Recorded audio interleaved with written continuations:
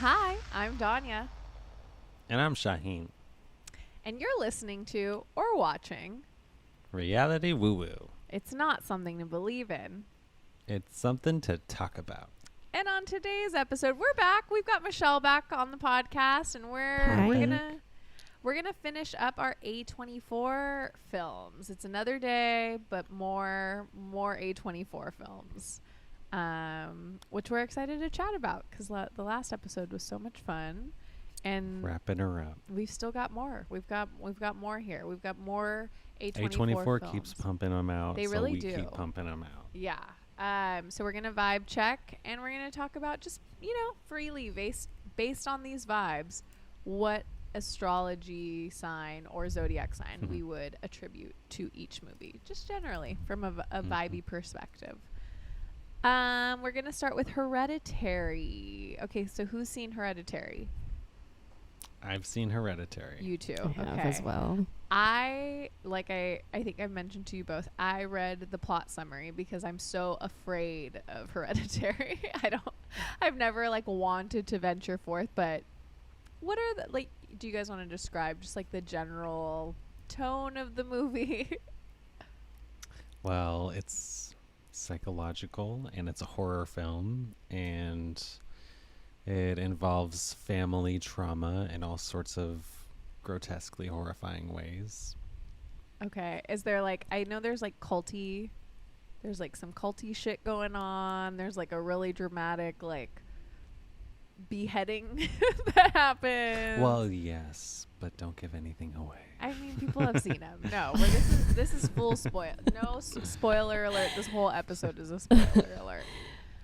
It's crazy because this movie is more I don't remember a lot of the plot, to be honest. Reading Me the summary, neither. I'm kind of As I'm thinking I kind of back. forgot this happened. But the feeling I was Yeah. left with, I do remember that, and Okay, that describe that. the feeling, yeah. The beheading car scene is seared into my brain. You don't see it coming. Is that because I'm Yeah. how Kind surprising of. can this be? Well, yeah, it's shocking. You don't see that coming, but also there's a sense of almost surprise. Something bad's gonna happen. But you feel why, it's and there's I- constant yeah. foreboding, foreshadowing.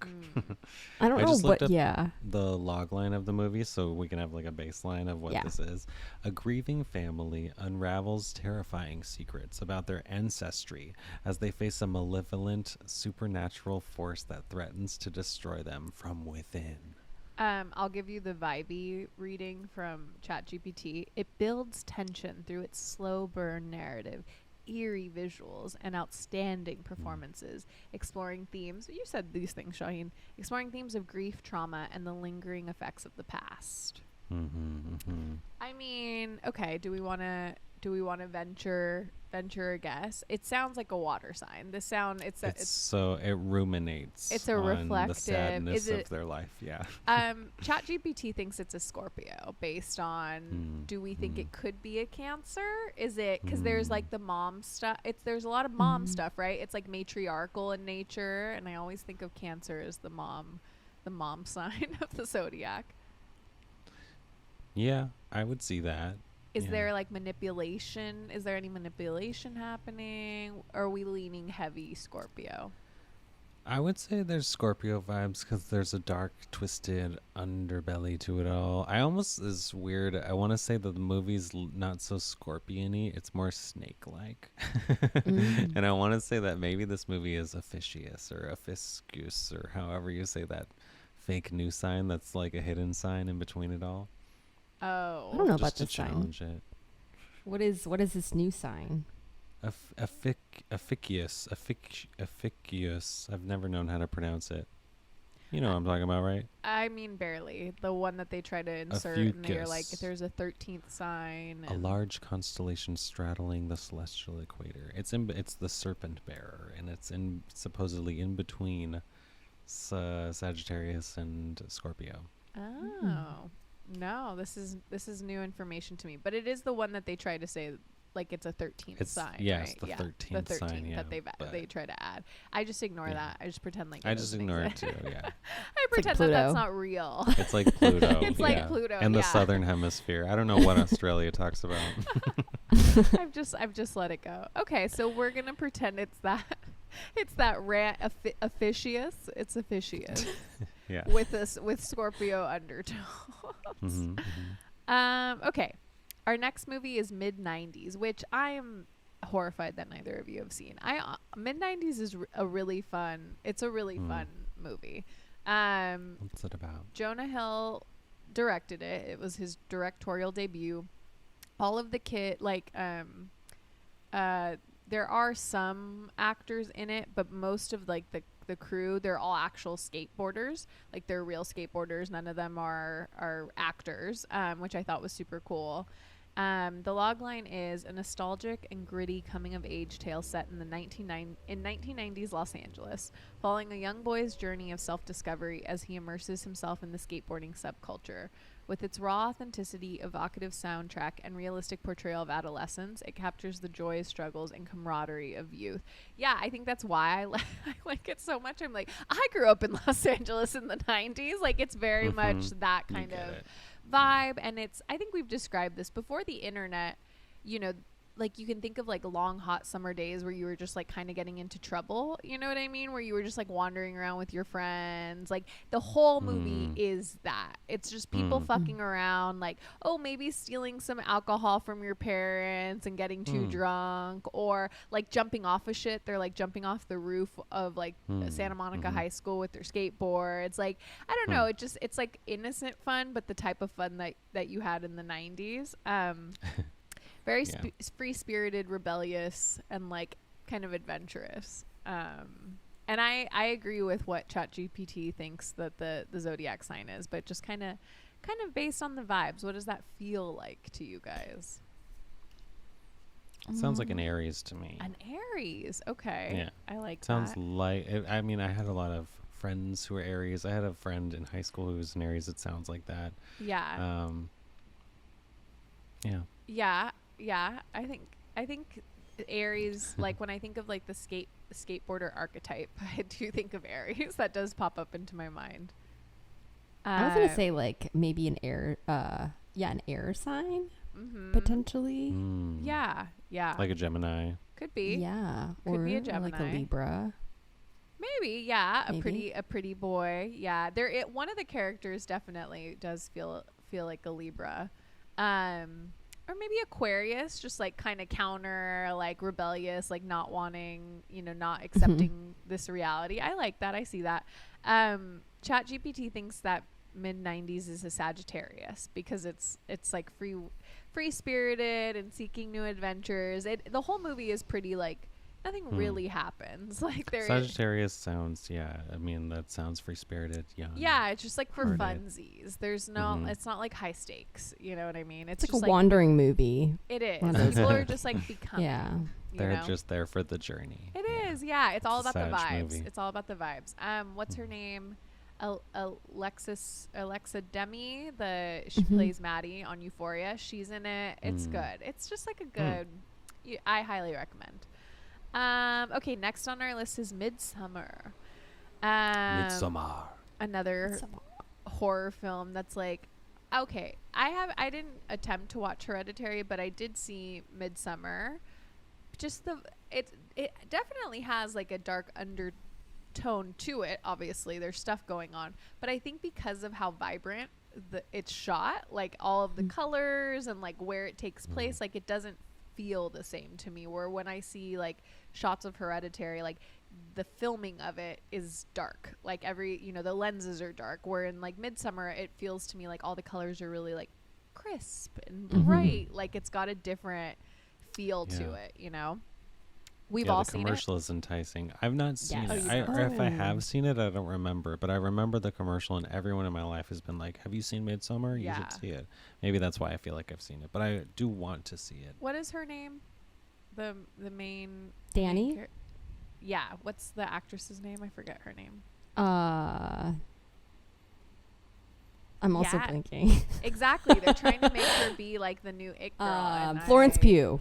There it is. There it is. Florence Pugh. Yeah. The advertisements are like her face and the flowers. Like it's very, the log line is a visually stunning and disturbing folk horror film that takes place during a pagan summer solstice. That would be today as we're recording. Oh, that's festival funny. in a remote Swedish village. Oh, maybe Happy June 21st. Maybe I can watch Midsommar tonight. Maybe we'll revisit it. We should watch it tonight. Yeah, all of us. Witchy.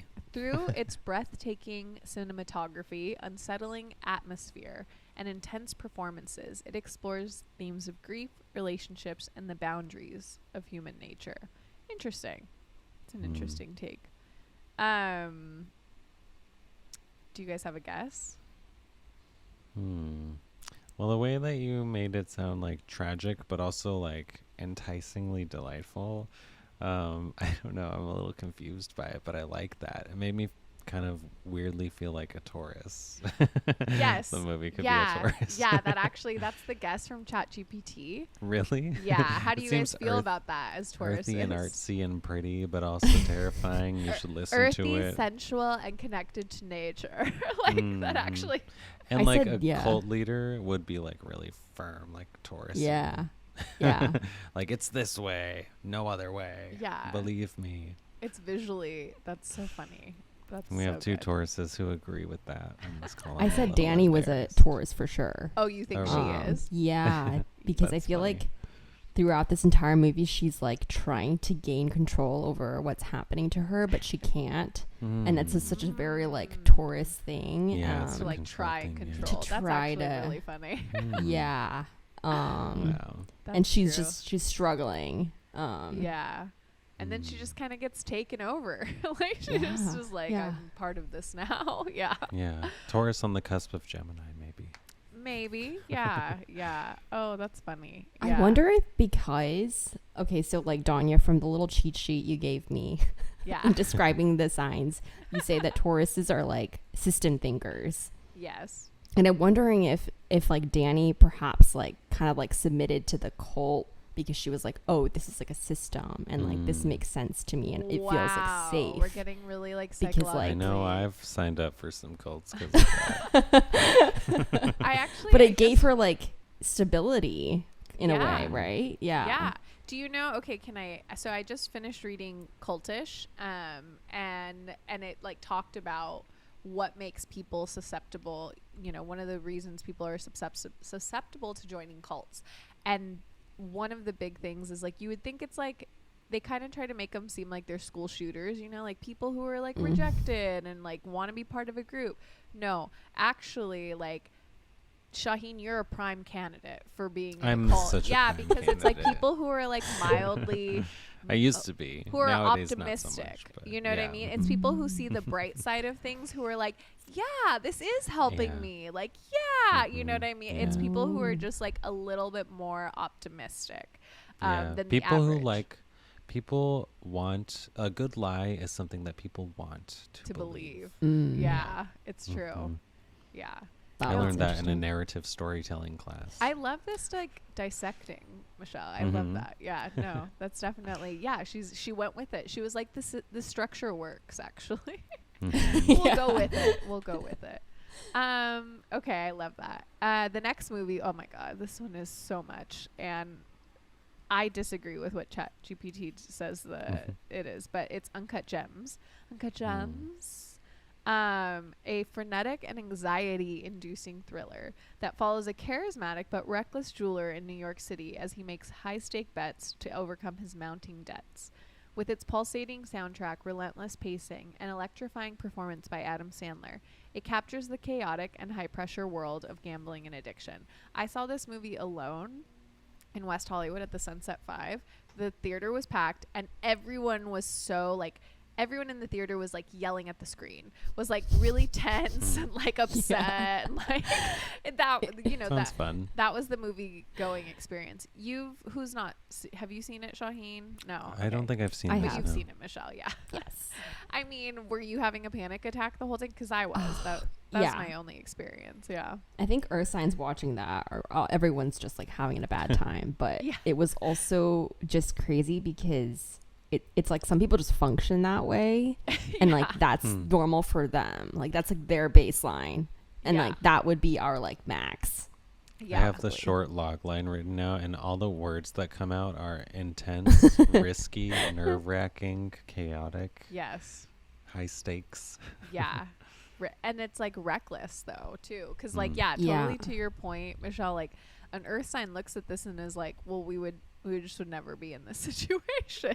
Like there would no parts of I don't this. like any of those words in a row. No. Yeah, none of this would be for us. And that's why ChatGPT said Capricorn because it's ambitious, intense, and driven by success.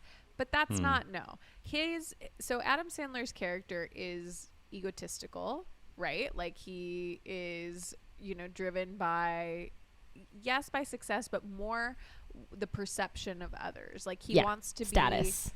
It's status. He wants to be, and it's like, I don't know that he needs to be rich, but he needs to be rich to feel appreciated by his family, like as a provider. You know what I mean? It's more his status within his family rather than like, I don't know, society. It's like if he had a wife who didn't want things, then he wouldn't act this way, sort of, is kind of that piece. I mean, I would say it's like a Gemini. It's like kind of reckless and it could be Aries energy, but honestly his character could be a Leo because he's like risks everything. Leo. Yeah, he's like Leo too. He doesn't care what like gets in his way. Like he's just like, whatever, I gotta do whatever I gotta do just to keep the facade going. You know what I mean? We don't know any Leos like that. No. I know a couple. None of us on this call. Adam Sandler's also a Virgo, which I think is funny. Oh, that's yeah, that is funny. That is funny. Yeah, I don't know. It's just like that movie made me itchy in a way that I didn't want to revisit. What do you guys think? Like Gemini, Leo, you guys, you want to? I was thinking Leo. Yeah. I was thinking Leo also. Yeah, I'm with it. It's like anything to keep kind of the facade going.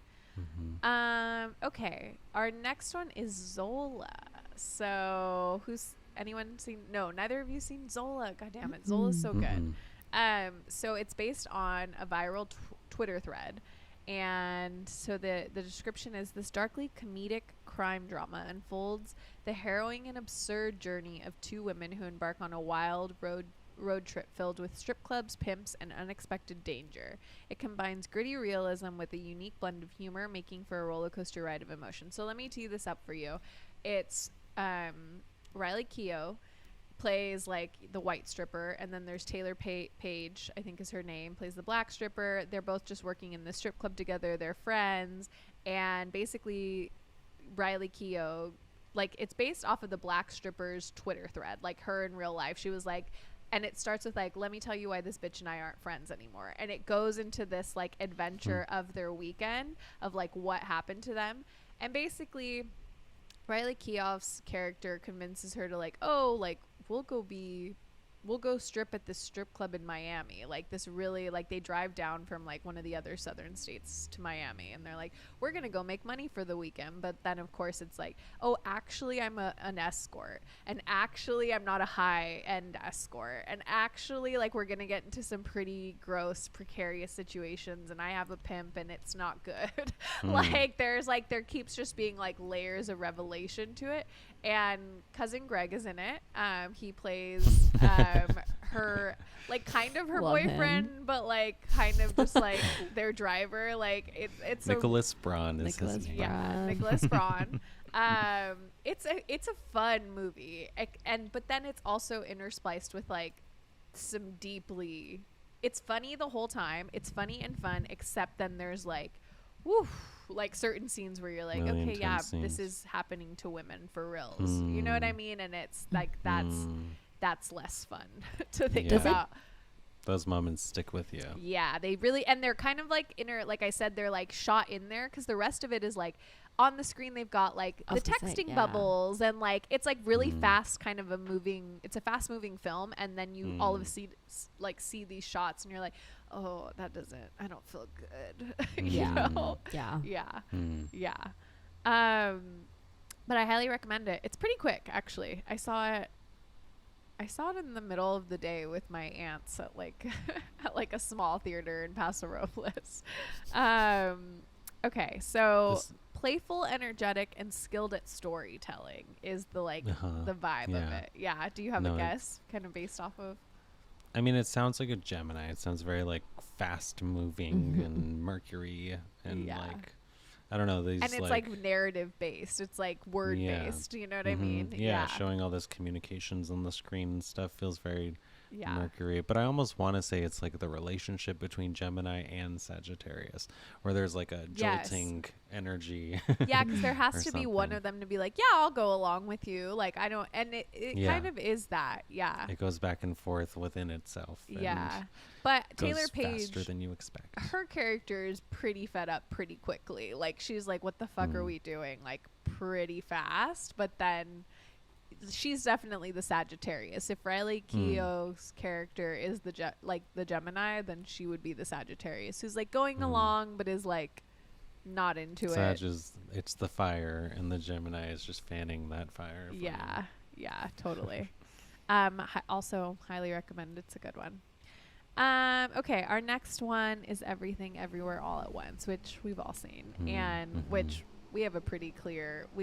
I think we all kind of know what this movie is. But well, we've all lived that movie's life in another dimension somewhere, haven't we? That's true. We've all been a part of it somehow. The logline is, or the description is, an ambitious and mind-bending film that traverses multiple dimensions and genres. Right? Like, it's kind of a hard movie. Did you find yourself not being able to describe this movie when you talked about it to like other people? No. I actually I didn't see it right away. A lot of people told me about it because they were like, Shawheen, you should see this movie because you talk about like alternate dimensions and weird shit like this all the time, so you should see it. And so I felt like when I watched it, I was like, oh, this makes sense. Hot dog hands, reality, like that makes sense. All of it makes sense. Did you see it kind of early on, Michelle? I saw it like right when it came out. I think I saw it right when it came out as well. But yeah, it's like a movie that I felt like it was obviously very like well done, but I felt like the form of it kind of overshadowed a lot of other things that I take away from like A24 movies. Like, I think I wasn't as emotionally impacted as I was with some other films like Moonlight or like Lady Bird, but I think that's just like a more personal connection, which is really ironic because this is about like an Asian American woman. Yeah, and like a young like generation. And so there are definitely parts like of the mother-daughter relationship I related to, but I guess I was just kind of more like bedazzled by the cinema of it than like, and I felt like sometimes like it's hard to pay attention to both and be like, oh my God, this is so cool. But then also let me tune into the emotional. Yeah. So I don't know. Story. Yeah. That's an interesting view into like your mind. Like that you either pick a track, like you're here for the aesthetics or you're here for the emotional, like the storytelling. Kind of.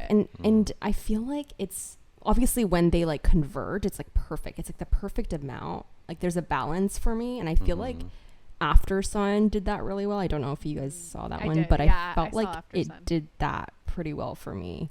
I agree. Yeah, because After Sun definitely had like a languid feeling to it. Like it was just like not a lot happening. It's got kind of a mid-90s vibe but like less, right? Because it's the dad. There's the emotional because it's the dad and the daughter relationship there. But I guess I like slower things so I can go in and dissect it myself. Yeah. Versus I mean, the paces of those, you can't even compare the paces. Yeah. Right? Like, After Sun is so slow compared to I hear you and I agree with you in some ways. Like, Everything Everywhere All at Once, there was so much happening. I'll tell you what I think happened for me where I was able to like gravitate towards the storyline. I really gravitated towards the storyline, specifically, obviously the rocks, everybody liked that. It's like I almost picked my favorite dimensions and kind of emotionally invested in those subplots rather than the whole thing. That's funny. Yeah, like I felt like You chose your own journey. I kind of did. Like I do feel like the martial arts scenes for me went on like kind of too long. Like I'm like I don't care to watch them. I just don't want to watch them fight for 10-minute sequences like that. I don't. But I think I feel that way during Marvel films as well. Like I'm like there to. I'm like waiting for the like funny banter when I go see Marvel films. Got it. I'm like I don't care about the explosions. But the other scenes besides the rocks that I really gravitated towards was when she's a movie star, when Michelle Yeoh's character is a movie star, and like all of those scenes, and then when her husband and they're outside, and like the line stuck with me. I remember sitting there thinking like, oh, I'm gonna remember that and say that for the rest of my life. Is like he says that his optimism is strategic and necessary. Like he's like, I know you think I'm silly, but my view of the world is strategic and it's necessary, and like that's how I feel about humanity. That's how I feel about my outlook. What sign would he be based on that? He sounds hopeful. He's very hopeful. God, I don't know. What do you, maybe like no, but it's deep. It's like I was gonna be like, oh, kind of like Libra, but it's deeper than that. Like I've been thinking this whole movie and all the vibes of it feel like a Pisces. It is, yeah. Pisces, yeah. Everything is Pisces, and he sounds like a Pisces. And his character, yeah, I could see that. I could definitely see that. Yeah, for me, the optimism, stars in his eyes. Yeah, it's just it reflects. But the emotion. It reflects a lot, and it is emotional, and yeah, I don't know. And like kind of to your point about me choosing my own adventure. That does feel like a Pisces thing. Pisces lets you kind of like throw your shit onto them. Yeah. And then they absorb them. I always say that Pisces has a little bit of every sign within it because it's last on the wheel. And that would make a lot of sense for a movie that's called Everything Everywhere All at Once. Yeah. Yeah, that feels good to me. What do you think, Michelle? Yeah, honestly, I didn't have one off the top of my mind because I was like, I don't really know. There's a lot that goes on. There's so much going, movie, Pisces and then get it. They're like, a lot's going on in here. Yeah, but there's so many layers to it that you really can't just pick one central theme. There are so many different themes. I choose hot dog fingers. That's easy for me. The everything bagel. Like, what's up with the bagel? Like, that was a weird. That's the thing too. ChatGPT thought that it was an Aquarius because it's expansive and visionary and pushes the boundaries of reality, which it does. But see, I feel like that's more about the form. Yeah. You know, like what is like? Yeah. Because I feel like one of the bigger stories is the mom-daughter relationship is kind of what I was and that's what I pulled everybody's from relationship. You know, like that's not an expansive or reality bending situation. That's like a tale as old as time. That's the Joylette Club. That's that's My Big Fat Greek Wedding. That's every single story. you know what I mean? It's particularly, with families of color, but like it's every family is that way, is like a young generation not being able to describe what they want and